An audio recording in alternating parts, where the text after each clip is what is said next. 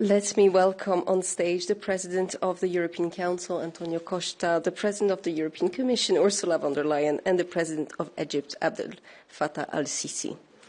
They will report on the main outcomes of the summit, and I will first give the floor to President Costa. Well, good evening.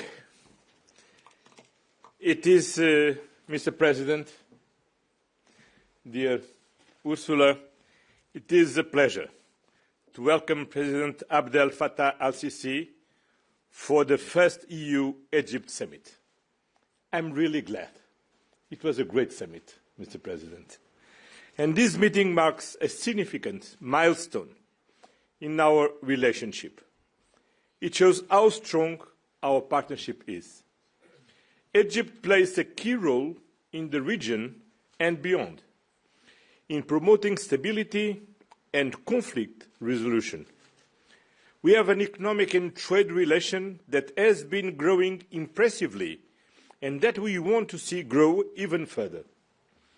We have a rich cooperation in multiple fields: trade, security, mobility, migration, energy, education, research, culture. I'm very glad that earlier today, the European Union and Egypt have signed 3 important agreements, especially an agreement allowing Egypt to participate in our Horizon Europe programme. This is a very strong signal of the importance of both attached to education and to people contacts. Just last week, I attended the Sharm el-Sheikh Peace Summit. It was a moment of hope and global unity that all parties must now preserve and on which we must all work to ensure its promises are fulfilled. Dear President el-Sisi, I want to commend your leadership, your unwavering engagement, and your tireless mediation efforts were crucial in sealing the first phase of the ceasefire deal on Gaza. The agreement resulted in all living Israeli hostages reuniting with their families. After 2 years of death and destruction, it brought hope to the Palestinian people, a hope that now needs to transform into lasting peace and reconstruction. Dear President, as you said in Sharm el-Sheikh, and I quote, "Peace is only complete when the end of reconstruction extends after the devastation." The first difficulties have appeared, but all parties must engage in good faith to ensure that the ceasefire is upheld, that humanitarian aid must continue to be delivered, and that scaled. We want Israelis and Palestinians to be able to build a peaceful future together. And we want a lasting peace based on the 2-state solution, Israel and the State of Palestine living side by side in peace and security, free of terrorism. The European Union is ready to help, as we have in the past, in recovery, reconstruction and supporting reforms. Beyond the Middle East, Egypt plays a vital stabilizing role across the wider region. We share common concerns and objectives in Libya, in Sudan and in Somalia. Today, we agreed to continue and deepen our dialogue and engagement in these critical issues. Of course, maritime security is also vital for both parts.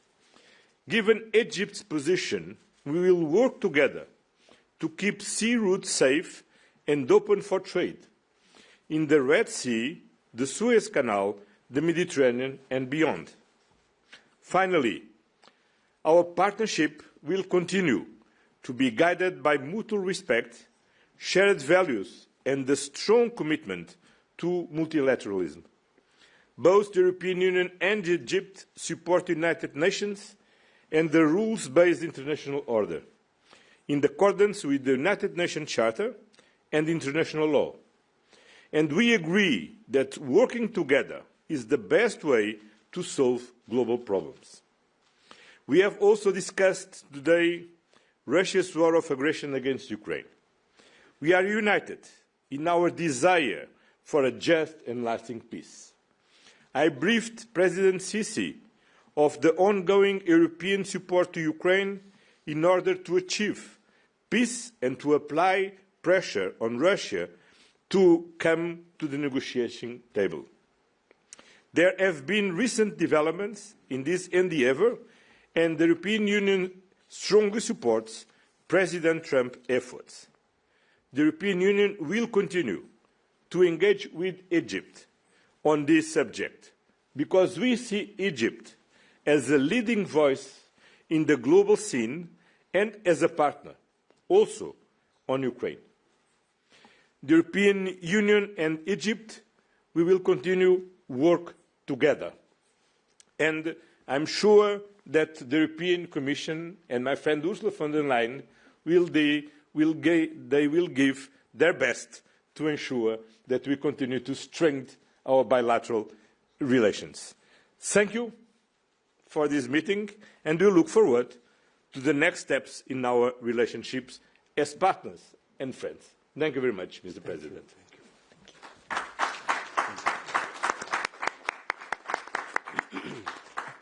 President von der Leyen. Yeah, thank you very much, dear Antonio. Mr. President, I also want to wish you a very warm welcome to Brussels. Our partnership is stronger today than ever before. It keeps growing, it keeps expanding, and your presence here, as well as this first ever EU-Egypt summit, is a case in point. Europe and Egypt share strategic interests in the stability, security and prosperity of our people. Mr. President, just last week, the eyes of the world were on Sharm el-Sheikh. I commend you for your crucial role in brokering the agreement to end the Gaza conflict.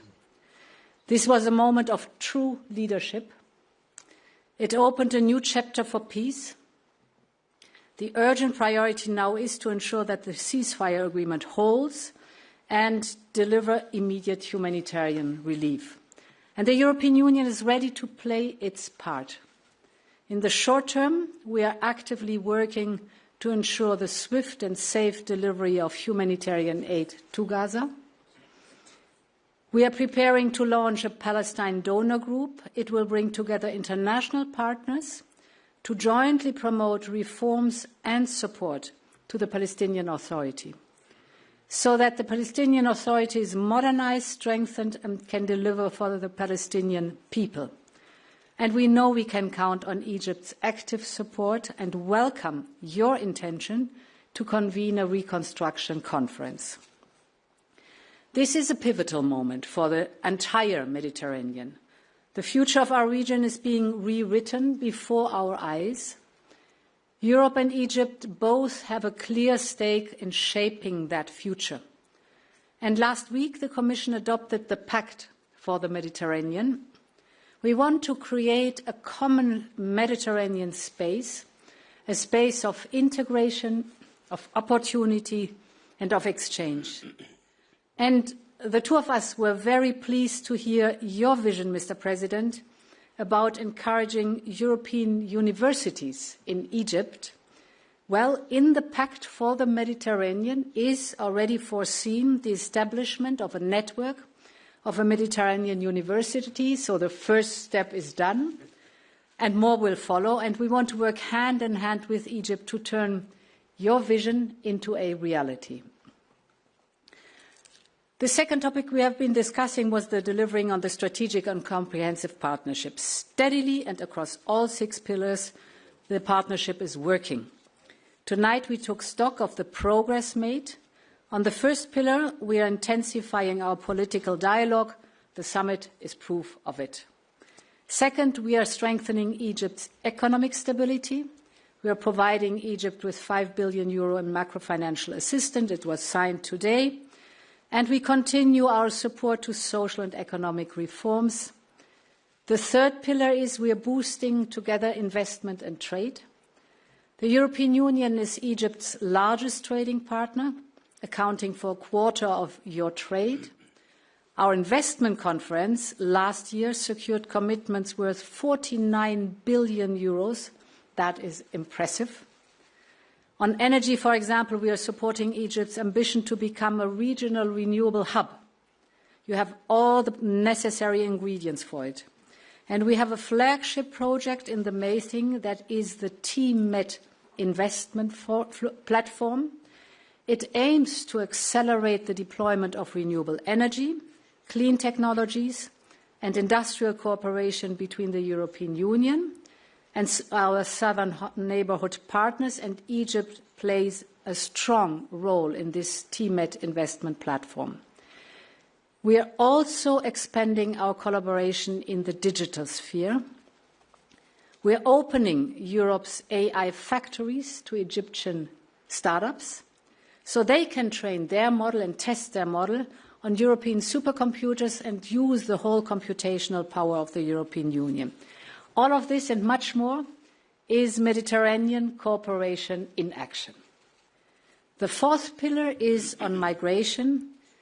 Egypt has shown remarkable generosity and leadership in hosting millions of migrants and refugees. Our cooperation on migration covers all key areas. It is underpinned by 200 million euros of EU support for the next 2 years, and we will work together to fight smugglers and traffickers. But we are at the same time, and that is very important for us, heading towards the second roundtable of the Talent Partnership Initiative.